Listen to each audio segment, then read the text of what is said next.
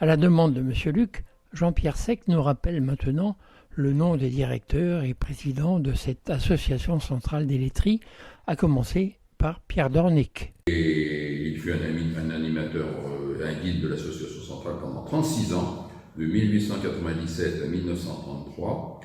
Alors à cette époque, le directeur de l'association centrale était aussi directeur de l'école de laiterie, de l'école nationale d'industrie laitière. Donc il a été pendant 24 ans, de 1906 à 1930, directeur de l'association centrale, et lui succéda ensuite André Chollet de 1930 à 1952, et tous les deux étaient donc également directeurs de l'ENILIA. Voilà. Merci Monsieur Siec. Quelques noms de présidents de l'association parmi les plus célèbres.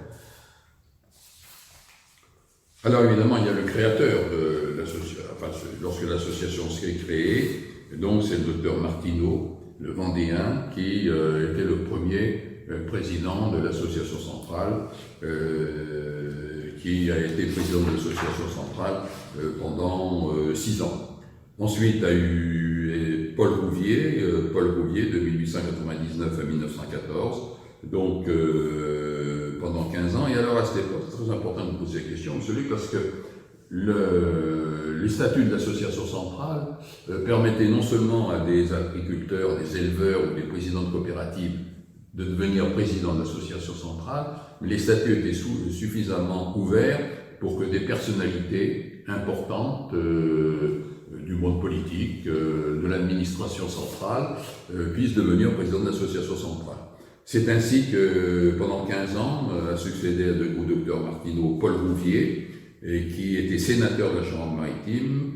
Ensuite, il y a eu pendant 1 an, en 1914, on comprendra facilement que c'était une époque troublée, Guy Dillot, qui était député des Deux-Sèvres.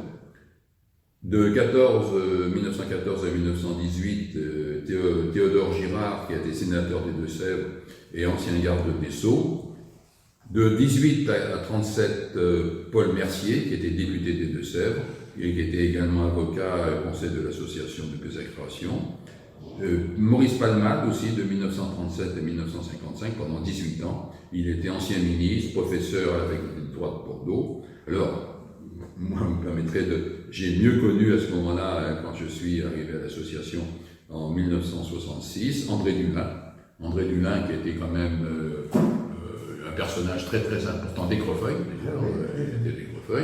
président du conseil général, et c'était un personnage excessivement important et utile pour le département. Et il était aussi sénateur de la Charente-Maritime, ancien ministre. Et très ouvert, excusez-moi, aux problèmes agricoles. Alors, très très ouvert aux problèmes agricoles, étant lui-même dans une région très agricole et laitière des Deux-Sèvres.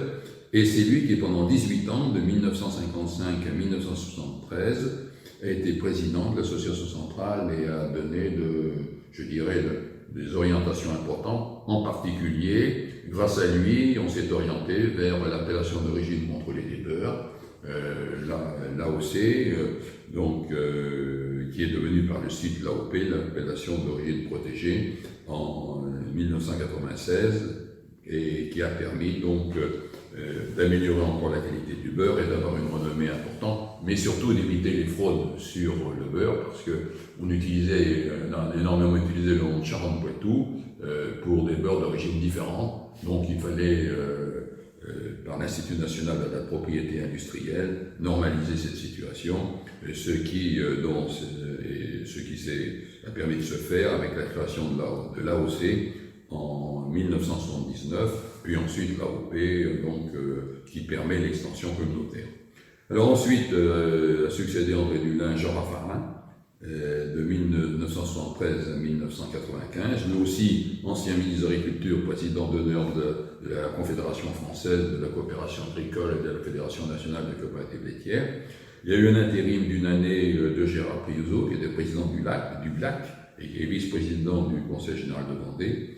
Et ensuite, où j'ai travaillé énormément avec lui pendant 17 ans, avec Jean-Pierre Raffarin, de 1996 à 2013, qui, vous le savez, était ancien président du Conseil régional Poitou-Charentes, qui est devenu Premier ministre, l'ancien Premier ministre aujourd'hui, sénateur de la Vienne et vice-président du Sénat.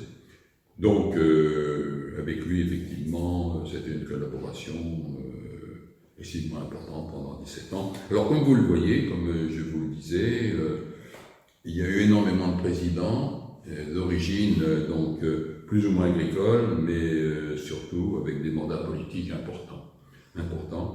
Et quand j'ai quitté l'association centrale, en 2014, c'est Jean-Luc Rabillard, qui était le président de l'UCAD et de Rial, des coopératives importantes de l'association centrale, qui a succédé à Jean-Pierre Raffarin.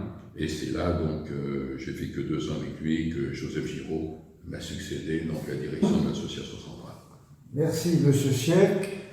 Pour conclure votre travail et pour conclure cette série d'interviews, je dirais que l'association centrale a montré sa capacité à résister aux crises, aux aléas, à s'adapter aux évolutions.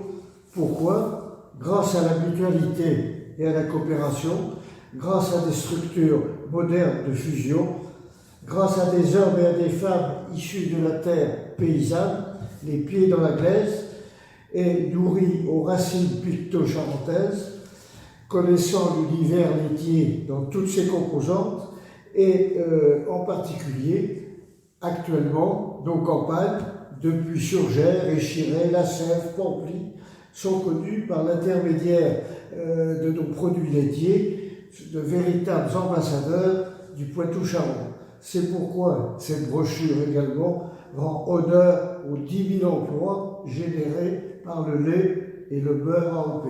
Et ce que justifie pleinement la mise, l'actualisation de cette brochure qui va donc intéresser beaucoup de personnes, qui a déjà d'ailleurs, nous a permis d'ailleurs de travailler. Et la première était bien focalisée sur cette région de l'Aunis, qui était vraiment à l'origine de la coopération laitière Charentes-Poitou, qui était la coopération laitière française ensuite par son importance. Merci. Merci.